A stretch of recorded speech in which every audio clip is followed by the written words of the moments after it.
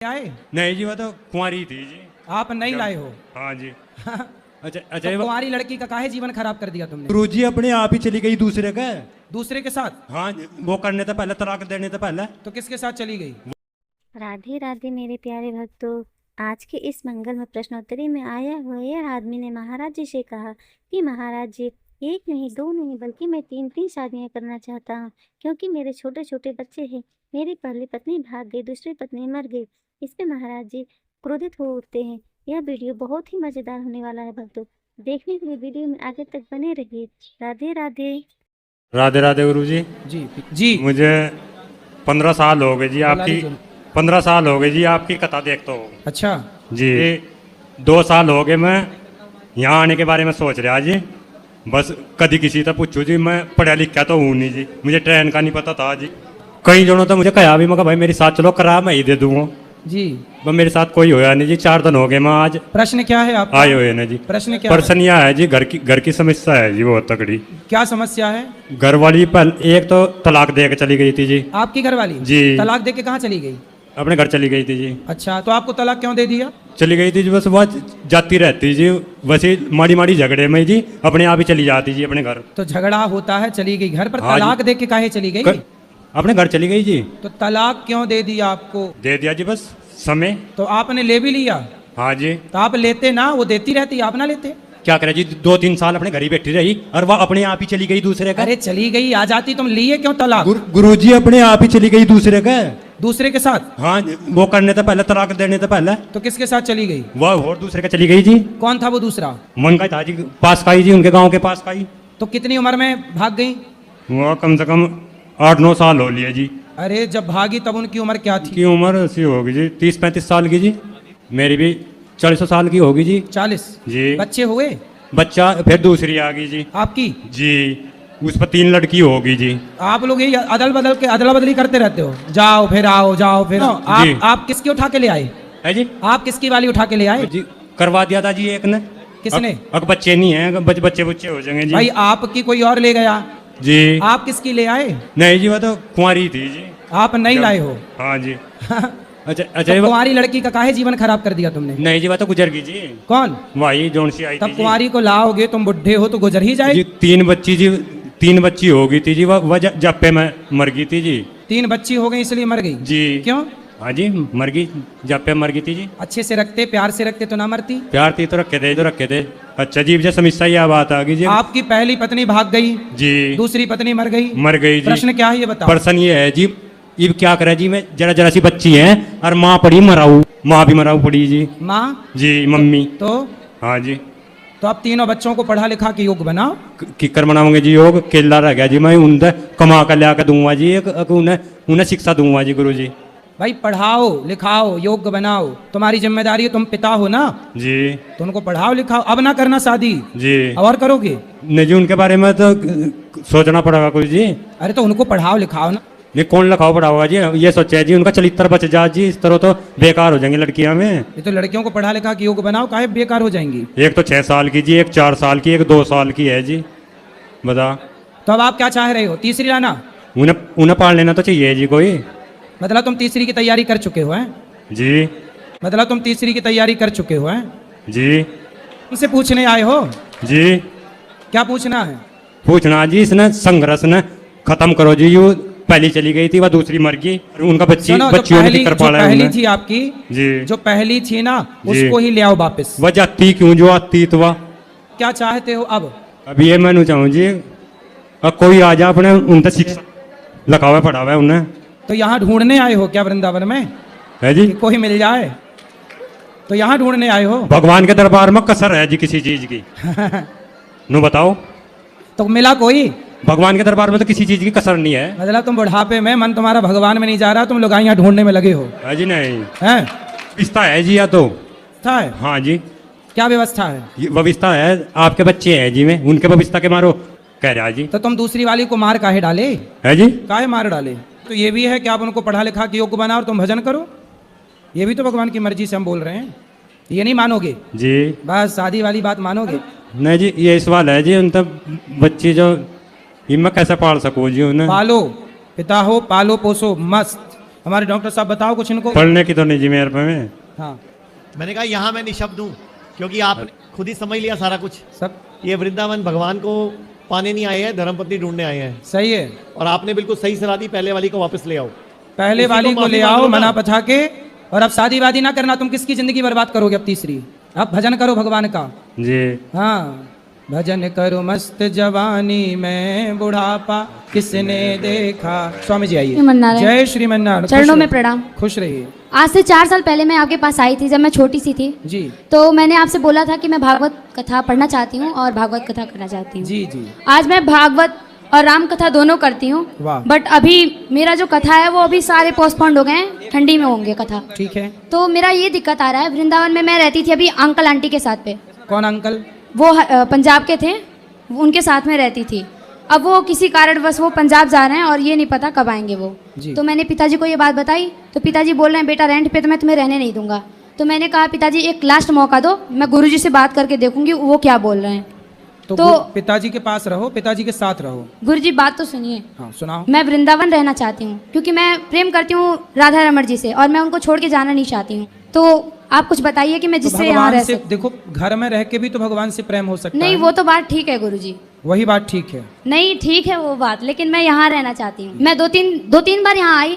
यहाँ पे बॉडीगार्ड ऐसे हैं कि कोई शिष्य है या फिर कुछ भी कोई है, बात नहीं, आप मिलो, मान्यता कोई ही नहीं दिक्कत देते, मार के हटा देते हैं। धक्का फिर नहीं मारता कोई। अगर हम शिष्य हैं, अगर हम आपको कुछ मानते हैं तो इतनी तो वैल्यू होनी चाहिए कि वो कुछ समझे हमें। ऐसा है ना अगर बेटा? आप नहीं आप आपने देखो इतनी वैल्यू है कि आपसे हम बात कर रहे हैं लाखों जी लोगों के गुरुजी, बीच में। मैं आपका आदर और सम्मान करती हूँ, हमेशा करती इसलिए रहूंगी। जो बात सही है वो हमारी तरफ से सूचना आपको, आपके हित के लिए, कि आपको अपने पिता के, अपनी माँ के साथ ही रहना चाहिए, तब आप ज्यादा सेफ हो। आप कहीं और सेफ नहीं हो।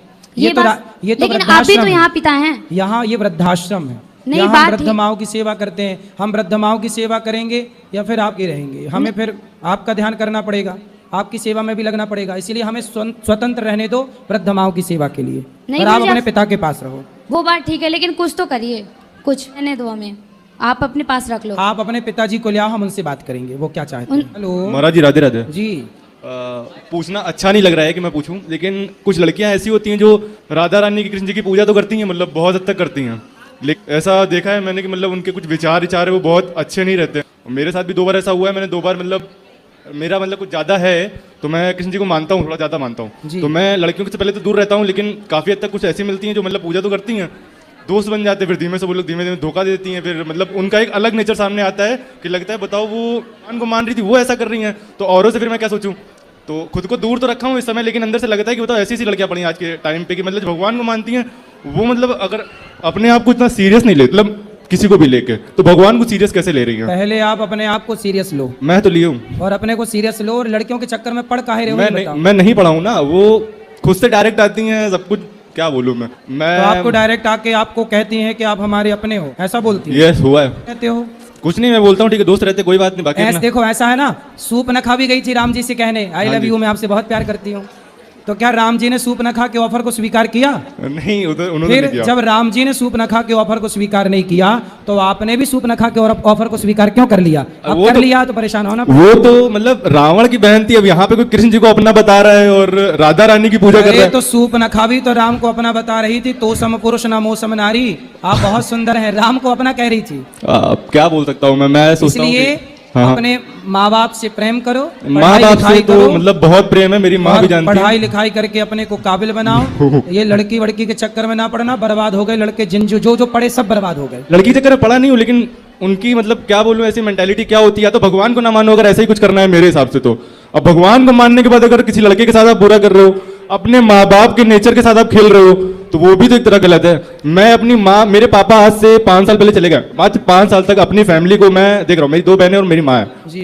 तो मुझे ये लगता है कोई ऐसी लड़की मेरी लाइफ में है जो भगवान को माने, मेरी माँ का ख्याल रखे। लगे नहीं हैं? लगे नहीं है, मतलब मिलती है तो लगता है कि फ्यूचर कोई ऐसी हो जिसके साथ में मतलब फ्यूचर भी बने, भगवान का भी ख्याल रखें, माँ बाप माँ का और बहनों का भी ख्याल रखें। लेकिन फिर चीजें ऐसी बढ़ती हैं कि फिर लगता है कि अब फैमिली देखो यहाँ उधर सुनो, जाओ। मैं आपको बताऊं हाँ लड़की जी। अच्छी कहाँ मिलेगी और कैसे मिलेगी। हाँ जी। सुनो, जो लड़की परिवार से जुड़ी है, जो अपने माँ बाप के रास्ते पर चल रही है, हाँ जी।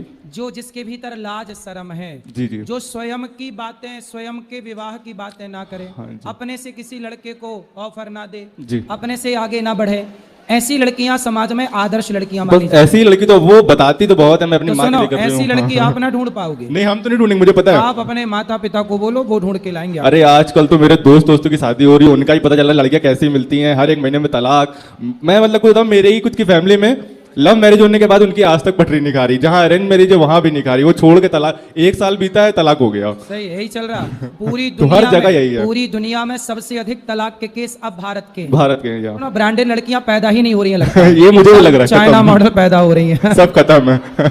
चलिए, राधे राधे गुरुजी। ब्रांडेड बचे ही नहीं कोई लगता है।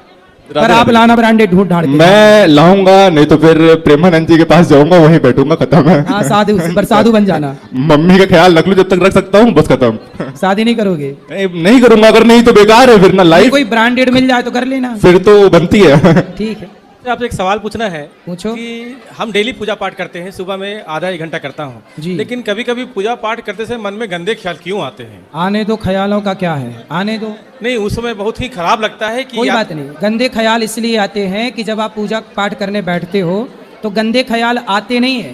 पूजा पाठ करने से वो गंदे ख्याल निकल कर जाते हैं, तो जाते हुए को आपको ऐसा लगता आ रहे हैं। जी जी तो जब भी पूजा पाठ करोगे ना, तो जितनी नेगेटिविटी है, नकारात्मकता, वो समाप्त होती है।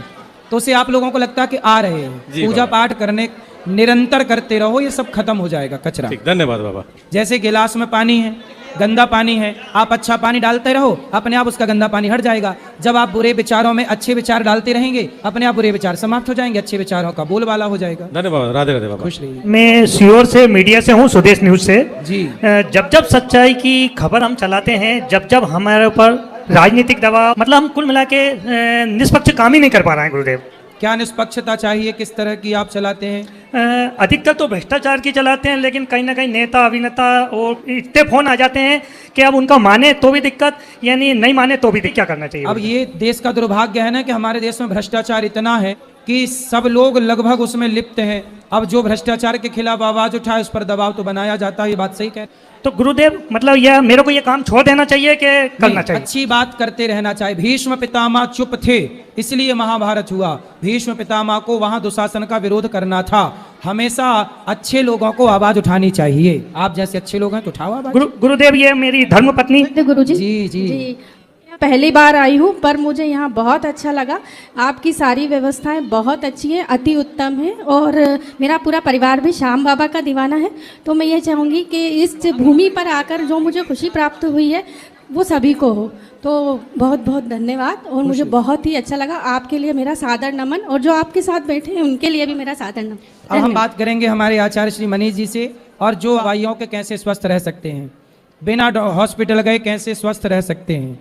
तो ये व्यक्ति हैं जो खुले मंच से अपनी बातें रखते हैं, और आयुर्वेद को भारतीय आचार्य श्री मनीष जी ने जीवित रखा है, और बहुत लोगों को इनके द्वारा लाभ भी हुआ है।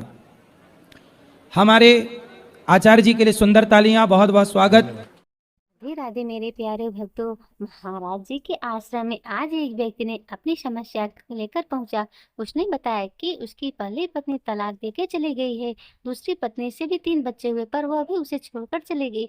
अब उसके छोटे छोटे 3 बच्चे हैं। व्यक्ति ने महाराज जी से कहा क्या वो तीसरी शादी कर ले ताकि बच्चे की परवरिश आसान से हो सके। यह सुनते ही महाराज जी गुस्से में आ गए। उन्होंने कड़ा संदेश देते हुए कहा, भगवान की पूजा करते हो फिर भी तीसरी शादी का विचार कर रहे हो।